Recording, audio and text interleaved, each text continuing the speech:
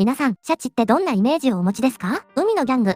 実は驚くべき能力を秘めた生き物なんです。今回はシャチの知られざる衝撃的な雑学をお届けします。彼らは海の生態系の頂点捕食者であり、その体長はなんとスクールバス並み、体重はアフリカゾウを超えるほど時速 65km もの速度で泳ぎ、時にはホウジロザメさえも捕食するんです。さらに知能も非常に高く、仲間同士で複雑なコミュニケーションを取ることが可能。驚くことに、喧嘩の仲直りのためにキスをすることもあるんですよ。特殊能力として音を自在に操り、獲物を麻痺させることもできるんです。シャチの学名は冥界の魔物を意味し、その知能の高さゆえに、時に冷徹な一面を見せることも、シャチの世界、奥が深いですね。